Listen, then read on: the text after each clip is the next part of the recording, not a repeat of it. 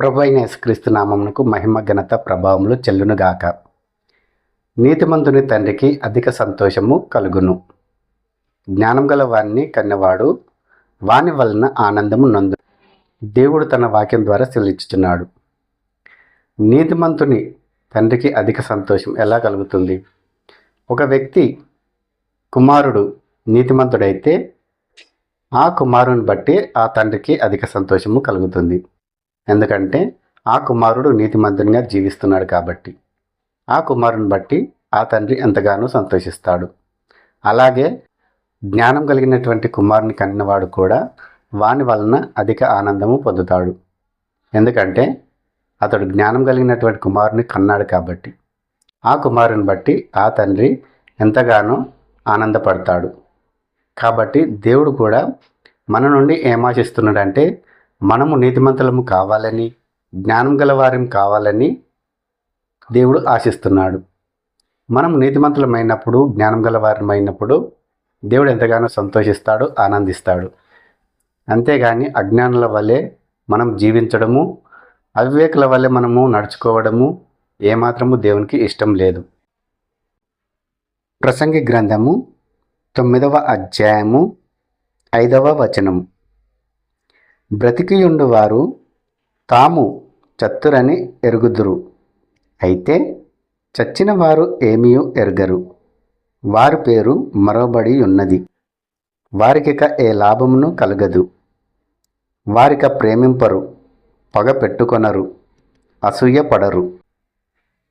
బ్రతికి ఉన్నటువంటి వ్యక్తులు ఏదో ఒక రోజు చస్తారు అనే విషయం వారికి తెలుసు. కాబట్టి బ్రతికి ఉండగానే మనము జీవం కలిగిన దేవుణ్ణి నమ్ముకోవాలి. ఎందుకంటే చనిపోయిన తర్వాత మనము ఆయనను నమ్ముకోలేము. కాబట్టి బ్రతికి ఉండగానే మనము యేసయ్యను నమ్ముకున్నట్లయితే మనము చనిపోయిన తర్వాత ఆయన రాజ్యంలో చేరుతాము. కాబట్టి బ్రతికి ఉన్నవానికి ఏం తెలుస్తుందంటే నేను ఏదో ఒకరోజు చనిపోతాను అనే విషయం తప్పకుండా అతనికి తెలుస్తుంది. అలాగే చనిపోయిన వారికి చూడండి, ఏమాత్రము అతడు లాభంను ఆశించలేడు, ఏమాత్రము ఇతరులను ప్రేమించలేడు, ఏమాత్రము అతడు ఇతరుల పట్ల అసూయ ద్వేషము కలిగి జీవించలేడు. ఎందుకంటే అతడు ఆల్రెడీ చనిపోయాడు కాబట్టి అతడు ఇతరులను ప్రేమించలేడు, ఇతరుల పట్ల పగ పెంచుకోలేడు, ఇతరులను చూసి అసూయపడలేడు. ఎందుకంటే అతడు నిర్జీవమై ఉన్నాడు, అతనిలో జీవం లేదు. కాబట్టి బ్రతికి ఉన్నప్పుడే మనము ఇతరులను ప్రేమించడం నేర్చుకోవాలి. పగ ప్రతీకారాలు మనం పక్కన పెట్టేసి మనము ఇతరుల పట్ల ప్రేమ కలిగి జీవించాలి.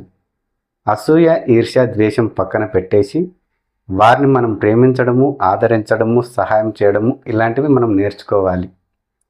కాబట్టి మనము సజీవంగా ఉన్నప్పుడు జీవం కలిగిన దేవుని నమ్ముకొని ఆయన చిత్త ప్రకారం జీవించడం మనం నేర్చుకోవాలి. ఈ భూమి మీద మనం జీవించినంత కాలం ఎన్ని రోజులు జీవిస్తామో మనకు తెలియదు. ఎప్పుడు మరణము మనల్ని ఆవహిస్తుందో తెలియదు. కాబట్టి సజీవంగా ఉన్నప్పుడే మనము ఆయనను నమ్ముకొని ఆయనకు సాక్షులుగా జీవించాలి. ప్రభువు మనల్ నుండి ఆశిస్తున్నది అదే. ముందు మీరు నా వైపు తిరుగుడి, అప్పుడు నేను మీ వైపు తిరుగుదును అని ప్రభువు సెలవిస్తున్నాడు. మన పాపం జీవితము ఆయన ఎదుట ఒప్పుకొని విడిచిపెట్టి ఆయన మనల్ని క్షమిస్తాడు, ఆయన రక్తంలో కడుగుతాడు, మనల్ని శుద్ధి చేస్తాడు, నూతన హృదయం, నూతన మనసు మనకు అనుగ్రహిస్తాడు. మనము ఆయనకు సాక్షులుగా మనం జీవించడానికి మనకు అవకాశం ఉంటుంది. మనలో నుండి ప్రాణం వెళ్ళిపోయిన తర్వాత నిర్జీవం అయిపోతాం. కాబట్టి ఇతరులను ప్రేమించాలన్నా అది కుదరదు, ఇతరులపైన పగ పెట్టుకోవాలన్నా అది కుదరదు, ఇతరులను ద్వేషించే అవకాశం ఉండదు, ఇతరులను చూసి అసూయపడే అవకాశము ఉండదు. పోని భూమి మీద మనకి ఏదైనా పాలు వస్తుంది, మన వంతు ప్రయత్నం మనం చేద్దాం అనుకున్న ఆ అవకాశం కూడా నిర్జీవమైనటువంటి శవంకు ఏమాత్రం ఉండదు. దేవుడు మనకి ఏం తెలియజేస్తున్నాడంటే మనము బ్రతికి ఉండగానే ఆయనను మనము నమ్ముకోవాలి. కాబట్టి మన పాపముల నుండి ఆయన మనకు విడుదలను అనుగ్రహించి నిత్య జీవంను మనకు అనుగ్రహిస్తాడు. మనము చనిపోయిన తర్వాత ఆయన రాజ్యంలో యుగ యుగములు ఆయనతో పాటు జీవించే కృపను, భాగ్యమును మనకు అనుగ్రహిస్తాడు. కాబట్టి బ్రతికి ఉన్నవారు ఏదో ఒక రోజు చనిపోతారు అనే విషయము బ్రతికి ఉన్న వారికి తెలుస్తుంది. చనిపోయిన వానికి ఏమీ తెలియదు. అతడు ఏ లాభాన్ని ఆశించలేడు, ఎవరిపైన పగ పెట్టుకోవాలన్నా పెట్టుకోలేడు, ఎవరిని చూసి అసూయ పడాలన్నా పడలేడు.